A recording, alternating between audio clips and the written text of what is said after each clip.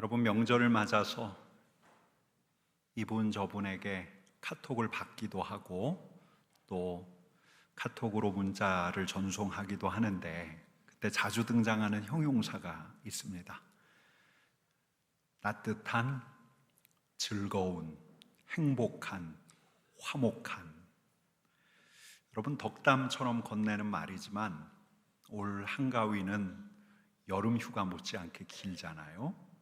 이번 한가위가 이 자리에 있는 우리 삼덕의 가족들, 또 함께 예배하는 모든 분들에게 따뜻하고 또 행복하고 즐겁고 화목한 시간 되기를 축복합니다.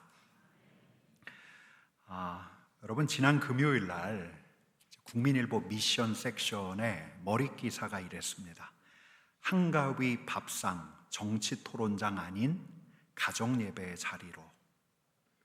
밥상에서 대수롭지 않게 꺼낸 이 정치 현안 때문에 분위기가 싸늘해지고 긴장이 감돌고 그런 일례를 제시한 다음에 이 추석에는 정치적으로 민감한 그런 사안을 가족들과 함께 나누지 말고 가족들의 삶을 경청하고 또 하나님을 예배하는 자리로 삼자라는 게 그 기사의 요지였습니다. 여러분, 근데 제가 여러분들에게 하나 여쭐게요. 이 따뜻하고 화목한 명절이 되려면 정치 얘기도 정치 얘기지만 종교 얘기도 삼가는 게 좋을까요? 고개를 끄덕끄덕이시는 분도 있는데, 여러분, 한 영성가가 이런 말을 했습니다. 사람들이 그리스도인들에게서 이런 모습을 보기도 한다. 무감각하고 거만하고 다가가기 어렵고 지루하고 활기가 없고 강박관념에 사로잡혀 있고 만족하지 못하는 모습. 그래서 얼마나 많은 사람들이 참된 길을 영원히 외면하는가. 여러분, 제가 예전만 하더라도 이런 걸 보면 바로 맞장구를 쳤을 거예요. 기독교인들이 그래, 개신교인들이 그래, 예수 믿는 사람들이 그래, 그랬을 텐데요. 여러분, 요즘에는 이런 글을 읽다 보면 좀 살살하지 하는 생각이 들면서 제 자신도 보게 됩니다. 점점 더 무감각해지고 점점 더 거만해지고 점점 더 다가가기 어렵고 지루하고 활기가 없고 강박관념에 사로잡혀 있고 만족하지 못하는 모습이 되어가는 건 아닐까. 여러분, 지난주일 설교 때 쓴 표현을 다시 하자면 시간이 지나면 지날수록 종교적인 열심은 커지는데 종교인은 되어가는데 하나님의 은혜와 그리스도의 사랑을 잊어버리는, 복음을 잊어버리는 종교인이 되어가는 게 아닐까. 여러분, 얼마 전에 대구를 찾았던 제 선배가 저한테 했던 이야기들을 여러분들에게 들려드렸는데요. 그분이 그랬어요. 영롱아, 요즘 시대에 무슨 교회냐? 그래서 제가 멈칫해서 물었어요. 형, 그게 무슨 말이에요? 그랬더니 이 대기업에서 직장 생활한다는 이분이 하는 말이 자신에게 뿐만 아니라 한창 직장 생활을 시작한 젊은 세대들에게 기독교인들은 되게 고루한 사람, 배타적인 사람으로 비친다는 거죠. 무감각하고 말도 통하지 않고 거만하고 다가가기 어렵고 자기 주장만 강한 사람. 또 그렇지가 않은데, 본래 그렇지가 않았는데 우리 주님은 그런 분이 아니신데. 여러분, 우리 주님이 무감각하시다고요? 우리 주님이 고루하시다고요? 우리 주님이 거만하시다고요? 다가서기 어렵다고요? 강박관념에 사로잡혀 있다고요? 여러분, 우리가 사랑하는 주님은 그런 분이 아니신데, 복음서를 아무리 묵상해도, 여러분, 우리를 만나주셨던 우리 주님을 우리가 떠올려도, 여러분, 우리 주님은 상대를 생각하시고 따뜻하고 겸손하시고 생명으로 충만하시고 곁에 있는 이들을 자유케 하시는 분이 우리 주님이신데, 여러분, 예수님이 바로 복음이고 이 복음은 예수님 같은 삶으로 우리를 초대하고 있는데, 여러분, 이 복음이 예수 그리스도의 은혜, 하나님의 사랑에 대해서 벅차오르게 하고 생명과 자유, 거룩한 새로운 삶으로 우리를 이끌어 가는데, 여러분, 우리가 이런 복음을 소홀히 한 것이 아닐까? 우리에게 주신 이 복음을 과소평가한 게 아닐까? 여러분, 아닐까가 아니라 정말 그래요. 여러분, 지난주에 우리가 성경 통독 본문으로 로마서를 읽어가면서 하나님의 은혜의 복음을 들었어요. 하나님께서 예수 그리스도를 통해 우리를 위해 무엇을 하셨는지, 우리가 하나님에게 어떤 존재인지를 이 로마서 말씀을 통해서 다시 들었어요. 여러분, 로마서 3장 23절 24절 말씀 같이 읽겠습니다. 모든 사람이 죄를 범하였음에 하나님의 영광에 이르지 못하더니 그리스도 예수 안에 있는 속량으로 말미암아 하나님의 은혜로 값없이 의롭다 하심을 얻은 자 되었느니라. 여러분, 하나님이 우리를 어떻게 하셨다고요? 하나님의 은혜로 값없이 뭐라고요? 의롭다 하심을 얻은 자 되었느니라. 의롭다고 여기셨어요. 의롭지 않은, 선하지 않은 우리를 의롭다고 하셨어요. 여러분, 우리가 진짜로 의롭게 살아서가 아니죠. 지난주 말씀드렸던 바리새인들처럼 종교적인 열심을 가지고 하나님의 계명을 엄수하려고 해서가 아니에요. 여러분, 하나님의 계명이 있고 율법이 있지만 우리가 그 계명을 다 지킬 수가 있습니까? 계명에 다가서면 다가설수록 우리가 하나님의 계명을 온전히 지킬 수 없다는 것을 깨닫게 돼요. 여러분, 도리어 계명이라는 기준이 있어서 내가 얼마나 허물이 많은지, 내 실상이 어떠한지를 직면하게 돼요. 여러분, 죄가 죄로 드러나요. 야, 우리 모두가, 내 자신이 아무리 의롭게 살려고 하지만 죄의 지배권 안에서 벗어날 수가 없구나. 여러분, 이걸 하나님의 계명 율법을 통해서 깨닫게 되는 거예요. 근데 이렇게 의롭지 않고 선하지 않은 우리를 값없이, 대가 없이, 아니 그 값을 우리 하나님께서 직접 치러내시고 우리를 의롭다고 하신 거예요. 의롭지 않은 우리를 의롭다고 하신 거예요. 왜? 대체 왜 우리를 의롭다고 하시는가? 로마서 5장 1절 말씀 같이 읽습니다. 그러므로 우리가 믿음으로 의롭다 하심을 받았으니 우리 주 예수 그리스도로 말미암아 하나님과 화평을 누리자. 화평을 누리게 하시려고, 하나님과 함께하게 하시려고, 하나님의 영광에 이르게 하시려고. 여러분, 이 말은 하나님과 우리 사이가 화목했다, 화평에 이르렀다, 이 말은 그냥 관계가 편안해졌다, 그런 말이 아니에요.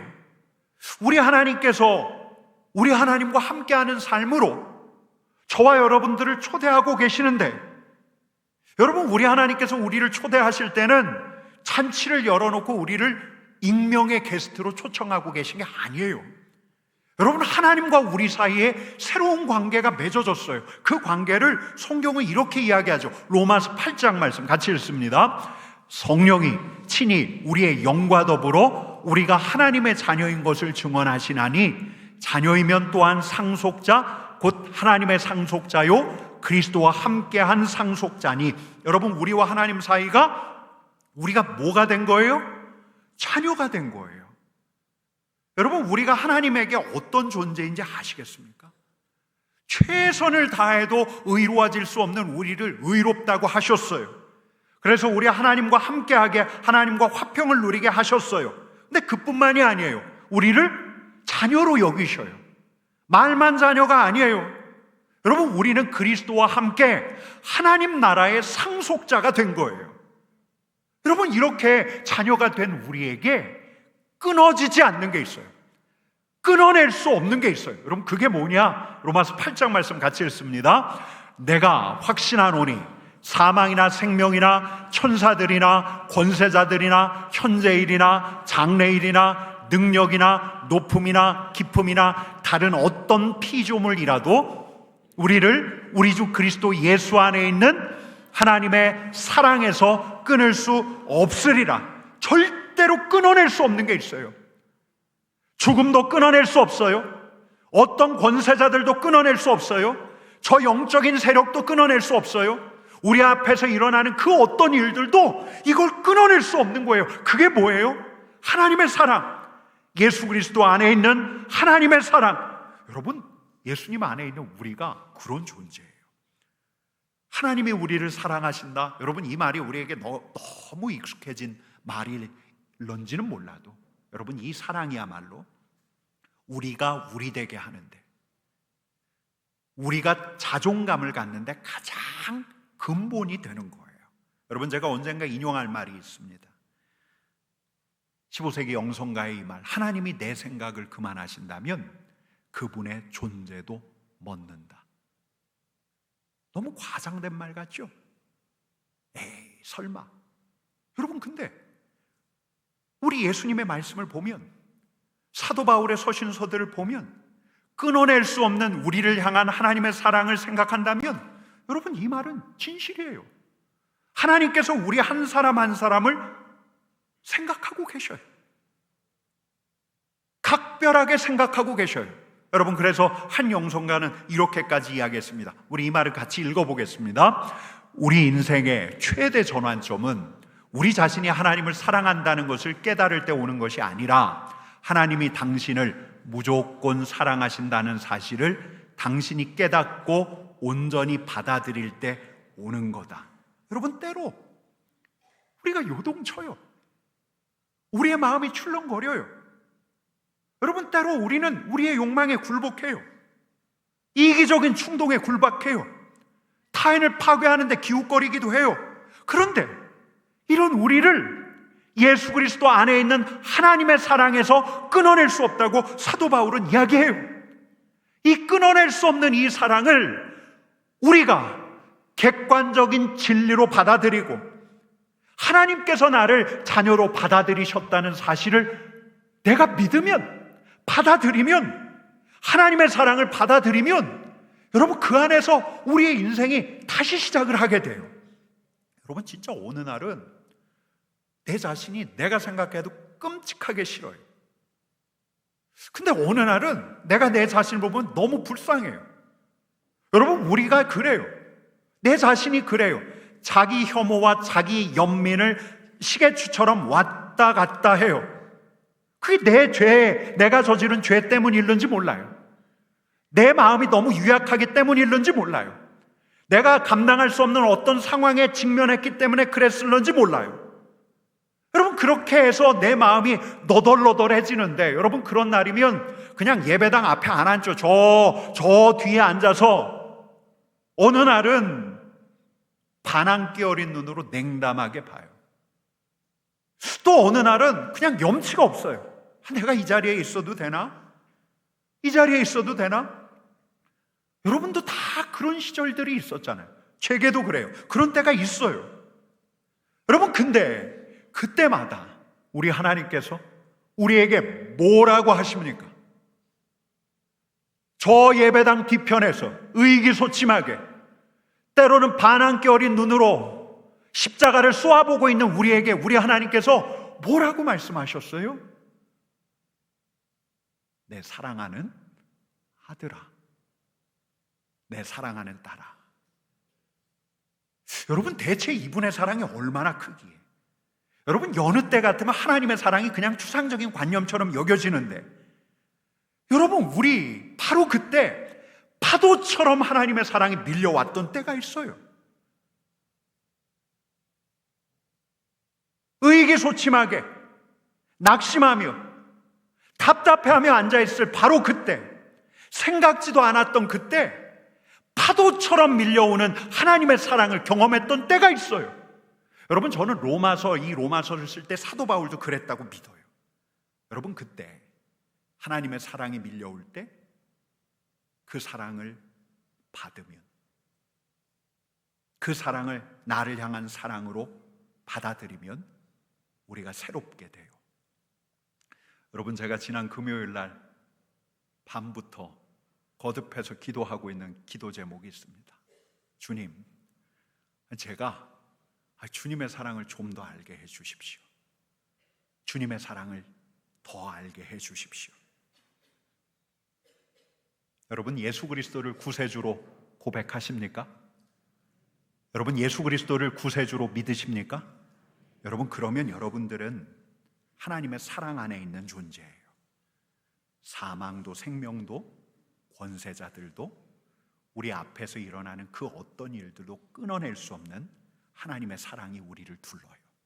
여러분, 우리가 그런 존재예요. 하나님의 사랑 안에 있는 존재, 하나님의 자녀. 여러분, 그렇기 때문에 여러분 당당하셨으면 좋겠습니다. 담대하셨으면 좋겠습니다.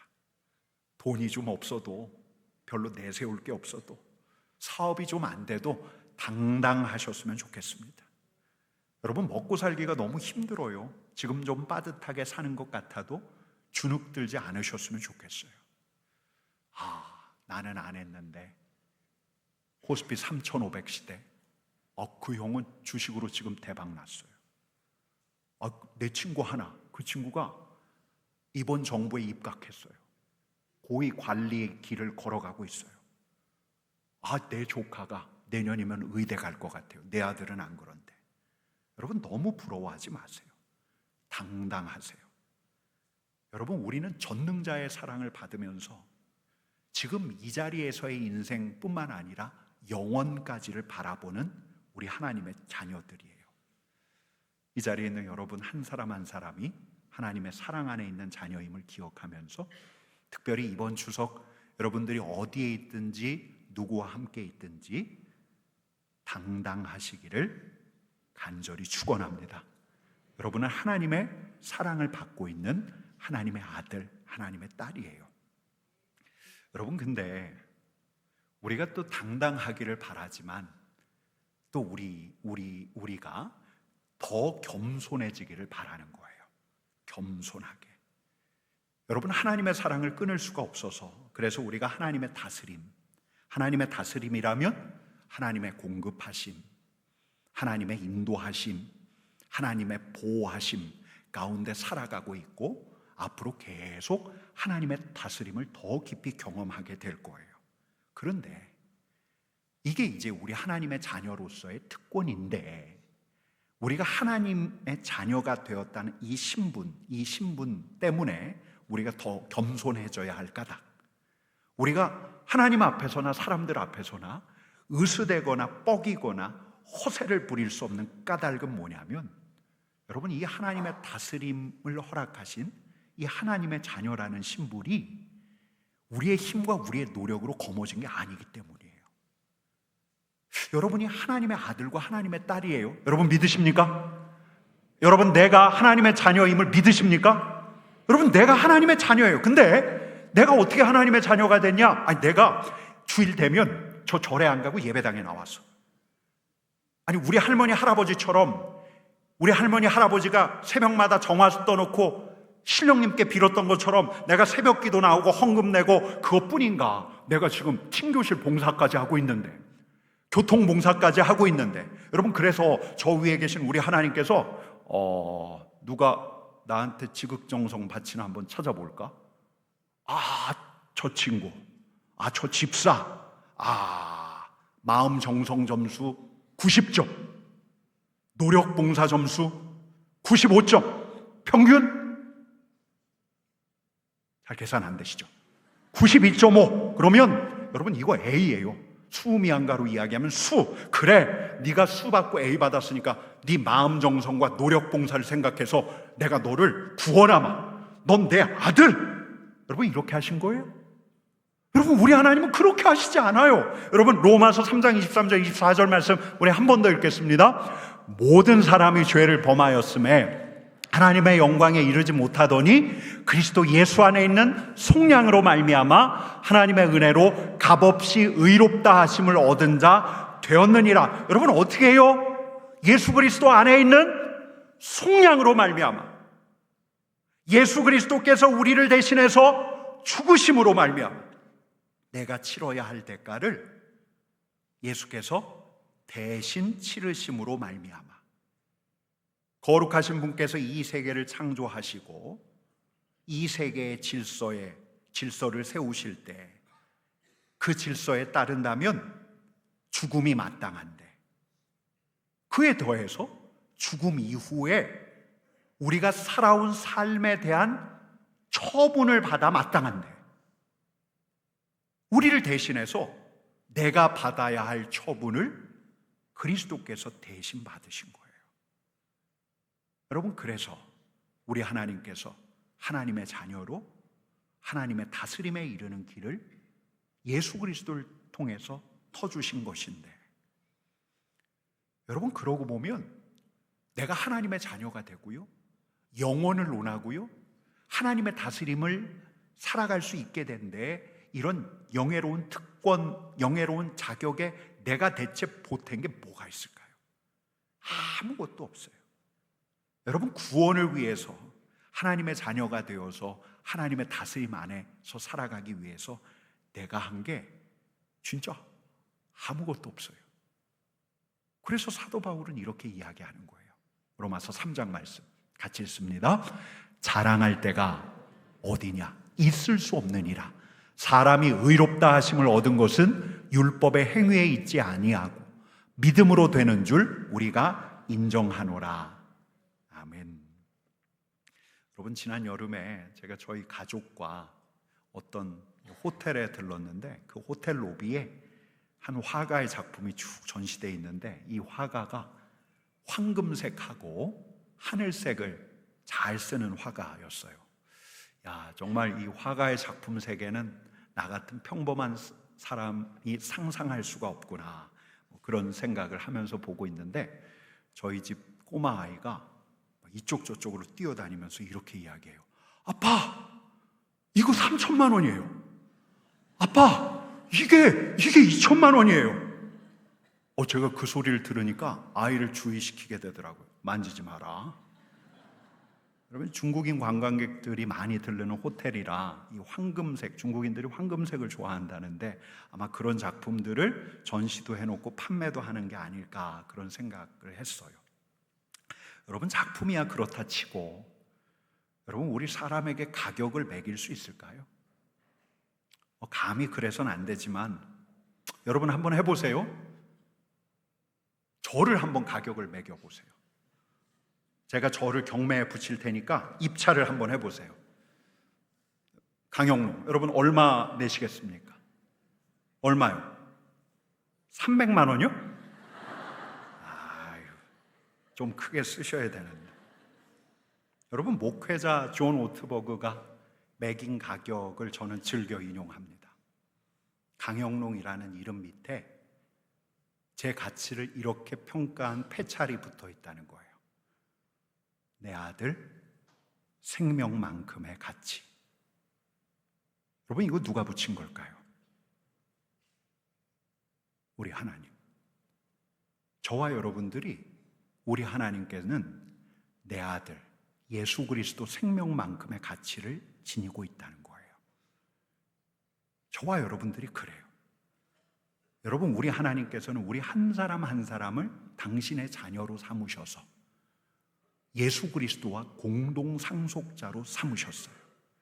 여러분, 예수님 그 한 분이 온 인류의 가치를 지녔다는 말이 아니에요.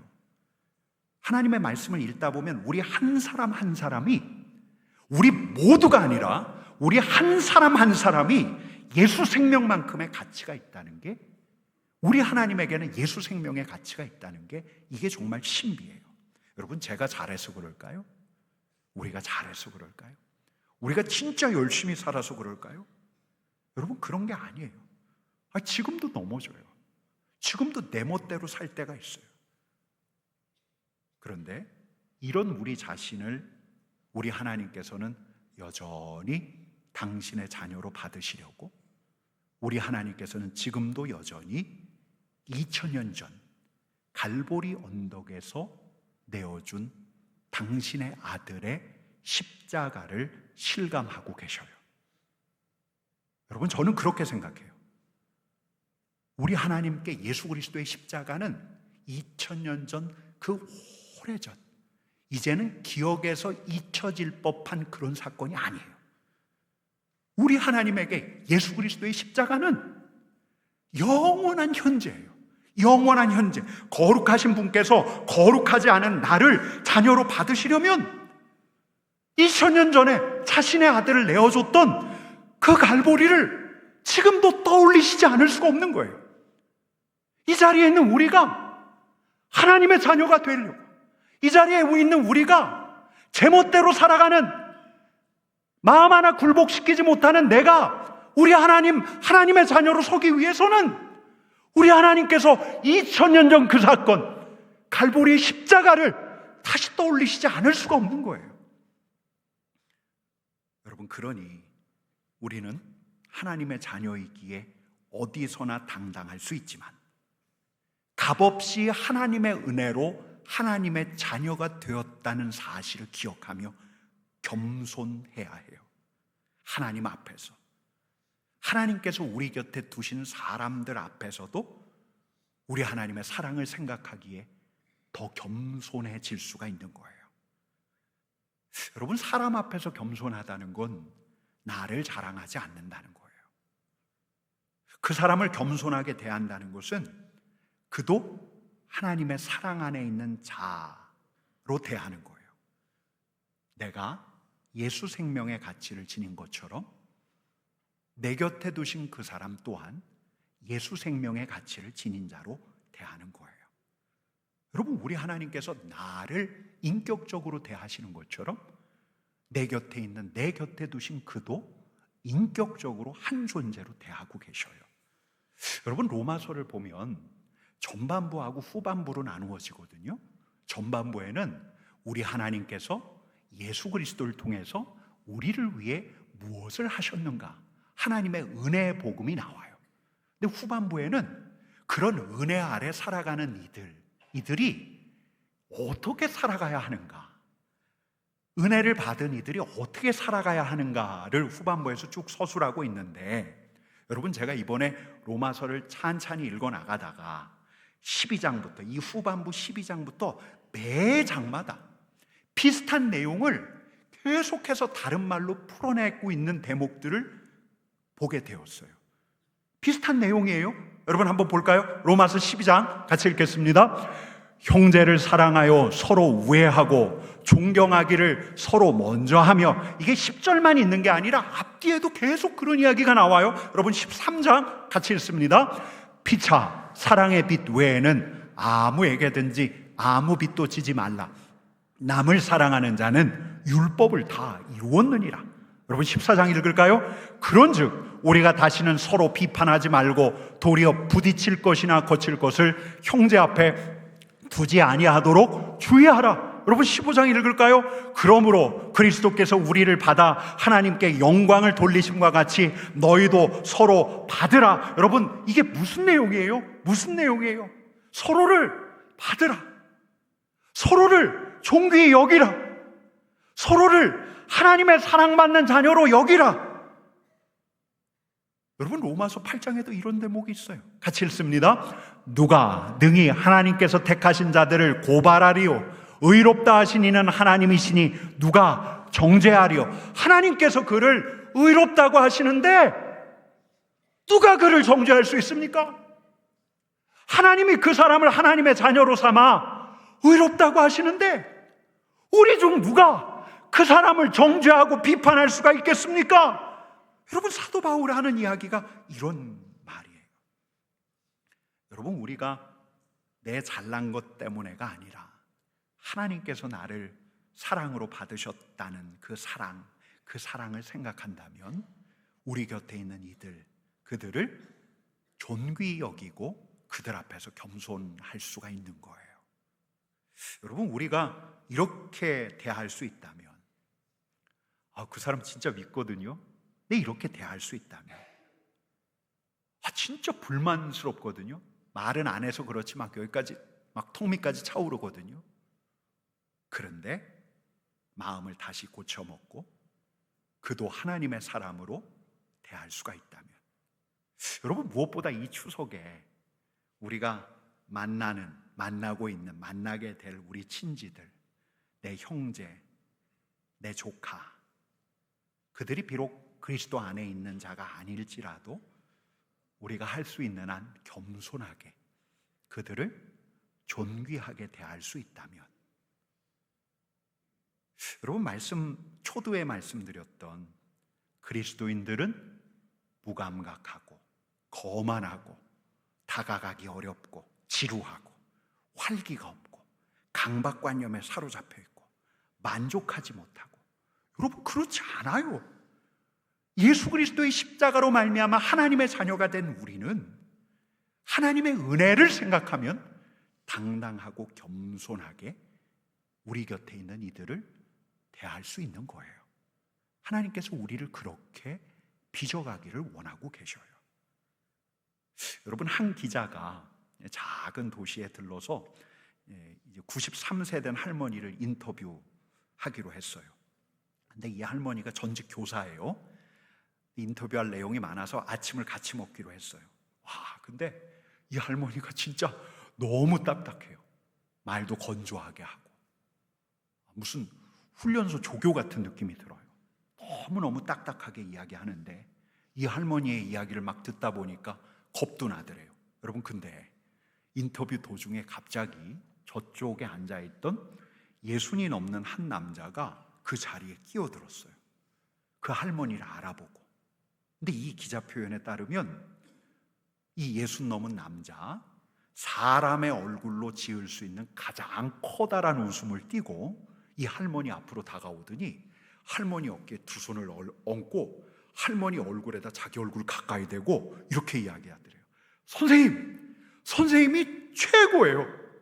선생님이야말로 최고예요. 선생님 사랑합니다. 그러더래요. 여러분, 이분은 누구였냐면 그 인근 고가도로 아래에서 노숙자 쉼터를 운영하던 목사님이었대요. 여러분, 근데 이 기자는 그 순간에 이 할머니의 얼굴이 갑자기 바뀌는 것을 봐요. 진짜 딱딱하고 엄격했던, 건조하기 짝이 없었던 이 노파의 얼굴이 그 순간에 육회 발랄한 소녀의 얼굴로 바뀌더래요. 이 저널리스트가 이렇게 써요. 그 목사는 다른 사람의 얼굴에서 하나님의 얼굴을 본다. 불멸의 영혼을 부여받은 생명체, 즉 무한한 가치와 존엄성을 지닌 영혼을 본다. 예수가 바라보던 그 시선으로 사람을 본다. 나에게도 그랬다. 여러분, 이번 추석 때 여러분 친지를 만나거든 시끌벅적하게 그분의 어깨를 딱 잡고 얼개를 들이밀면서 이렇게 하라는 게 아니에요.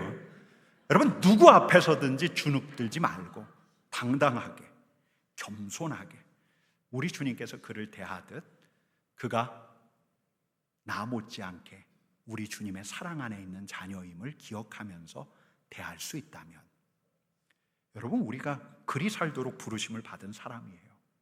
우리가 하나님의 사랑 안에 있는 사람이에요.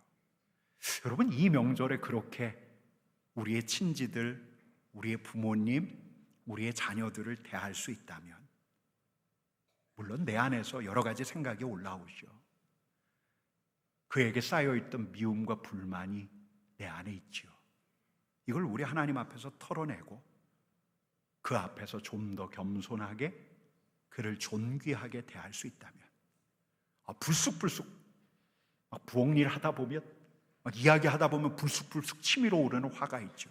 이 화를 예수의 이름으로 털어내고 주님의 은혜를 구하고 다시 그를 존귀히 대할 수 있다면, 여러분, 그렇게 존귀히 대하려고 하면 틀림없이 어떤 특별한 시간이 느닷없이 찾아올 거예요. 어떤 특별한 시간? 우리가 그를 위해서 기꺼이 기도해 줄 수 있는 시간, 그에게 내가 사랑하는 예수님을 이야기할 수 있는 시간, 나에게 주셨던 은혜를 고백할 수 있는 시간. 며느라, 내가 다른 건 몰라도 너에게 이 말 한마디는 꼭 하고 싶다. 내가 너를 사랑하지 못할지 모르지만, 사랑 잘 못하지만 하나님은 너를 사랑하신다. 하나님은 너를 소중히 생각하신다. 나보다 더 하나님께서 너를 소중히 생각하신다. 하나님께서 나에게 이런 일을 행하셨단다. 하나님께서 너도 하나님의 사랑하는 딸로 받기를 원하고 계신단다.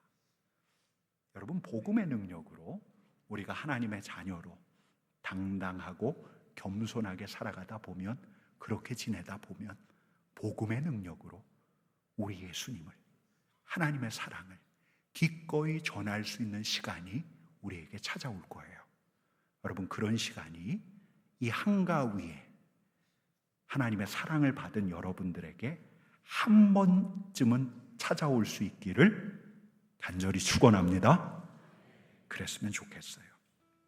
여러분, 제가 지난 화요일에 새벽에 일어나서 교회로 오는데 머리가 너무 아픈 거예요.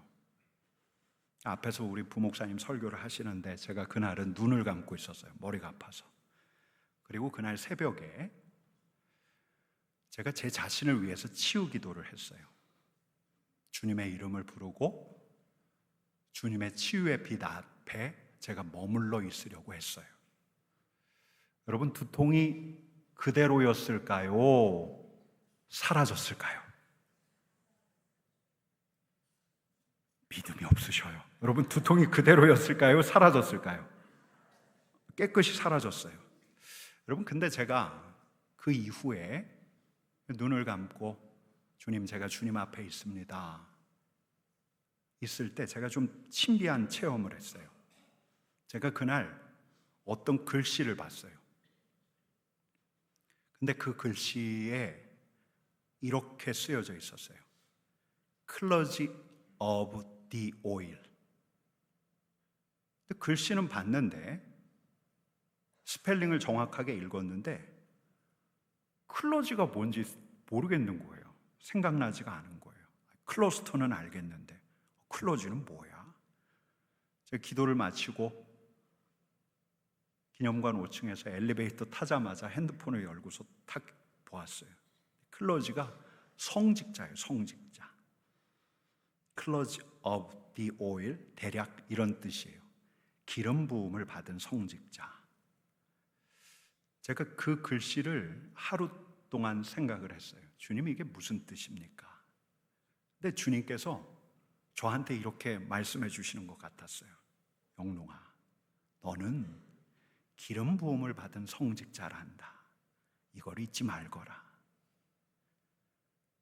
여러분, 제 자신이 누구인가를 일러주는 이 말씀이 내가 우리 주님의 기름 부음을 받은 성직자지 알고 있었던 내용이지만 그 내용을 우리 주님께서 마치 분명히 각인을 해 주시는 것 같았는데, 여러분, 이 글씨를 보고 난 다음에 제게 용기가 생겼어요.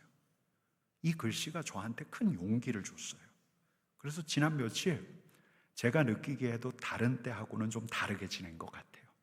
좀 더 당당할 수 있었고 좀 더 겸손해지려고 했던 것 같아요.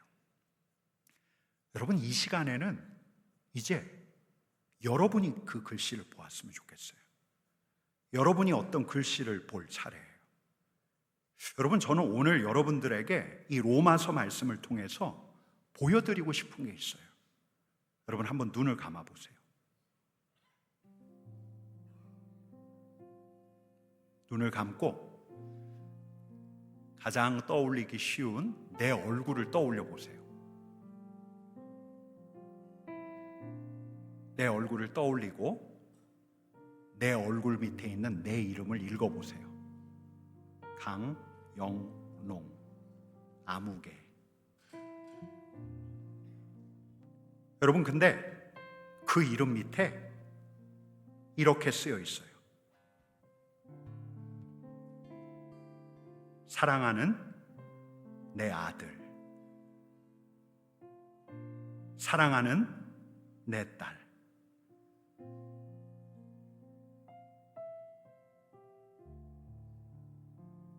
다시 눈을 비비고 그 밑을 보았더니 사랑하는 내 아들 그 밑에 더 자세하게 이런 말이 쓰여 있어요.